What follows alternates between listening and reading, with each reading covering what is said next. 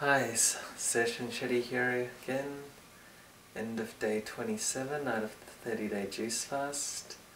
And now the third day, I think, on the water fast, minus the grapefruit and olive oil from the liver cleanse. Bit late doing this video, so I'm a bit tired. Like I thought, my weight did go up slightly, 0.2 kilos, and also a fair bit of energy returned, enough to be walking around a lot and a bit active. I've still got a fair bit of energy that I could use if I needed to, but I'm generally being quite conservative at the moment, walking slowly, doing lifting or activities quite slowly and pacing myself. But yeah, it's been good. I've been pretty clear and felt more or less happy, which has been good. Most of the day I didn't have any food cravings, but towards the night I did. I made some chocolate cake for my wife, and yeah, I did feel a little bit hungry while making that. Other than that, not too much to say. I think emotionally it's just been really, it's been good to, again, coming back to energy.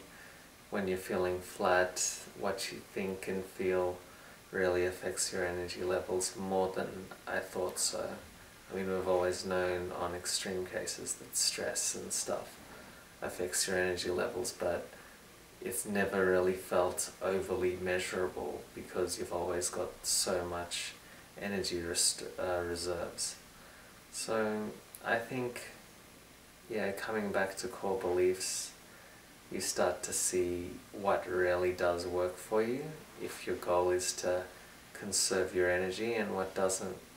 So whenever you come across something that's, I guess, dropping your energy level, it's something to really question. Is this a belief I can either get rid of, change, alter, or expand upon, so that I'm not in a need for a particular result, I guess.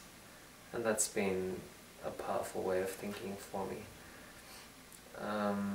Gratitude seems to have increased a lot, especially around my body.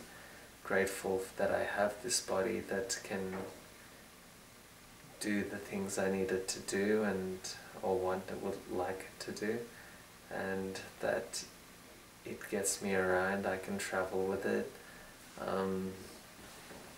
that it's quite strong and it doesn't have any real disease or problems. So there's a lot to be grateful around the physical body, and then everything in life after that.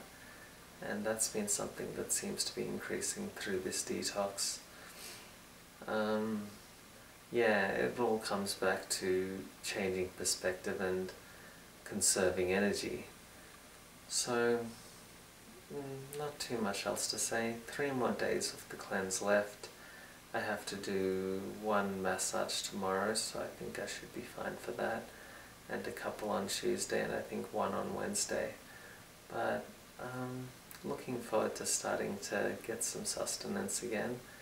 I have had a lot of the time a fair bit of hunger.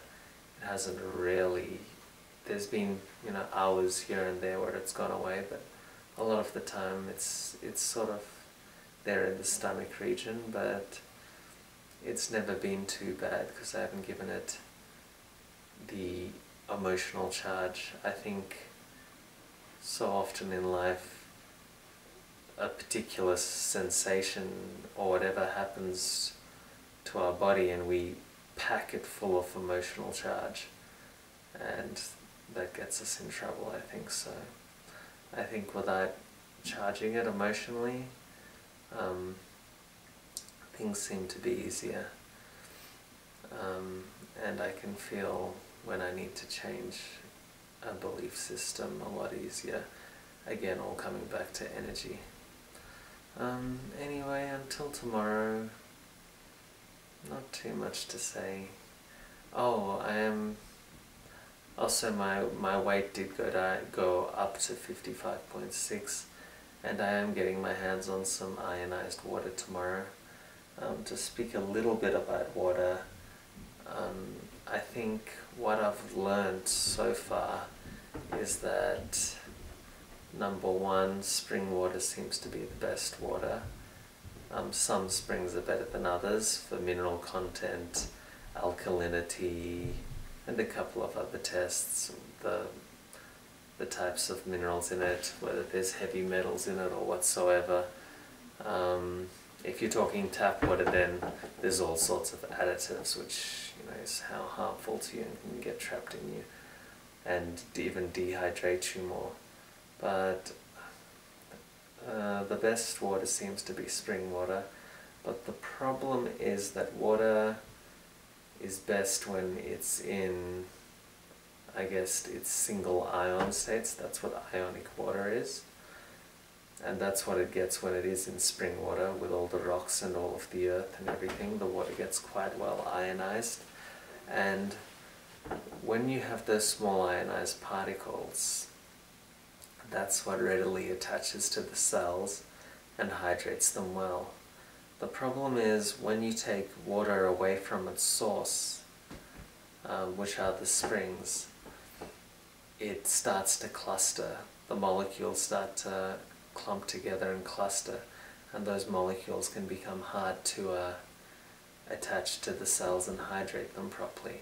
And a lot of times water will just sit in your stomach for a long period of time and then more or less go straight through you.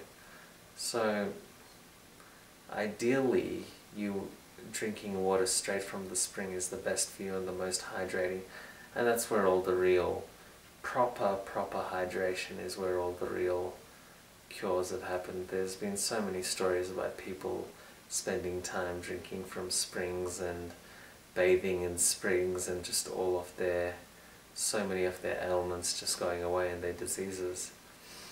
But when you take the water away over not a long period of time, it loses its charge. So the ionized water I'm getting is, they're sort of ionized alkalizing machines, and it changes the pH and it charges up the water that you're going to use. So I'm going to be getting some of that water tomorrow, so I'm looking forward to seeing whether it hydrates me, because I feel like even though I've come a long way since the gallbladder cleanse and rehydration, I still don't feel like it's quite the best. And I mean, I'm still well ahead of most water with the spring water I've got, but I think it could be better. So I'll see whether there's a real effect of that water tomorrow. Okay, other than that, I'll catch you tomorrow. Good night.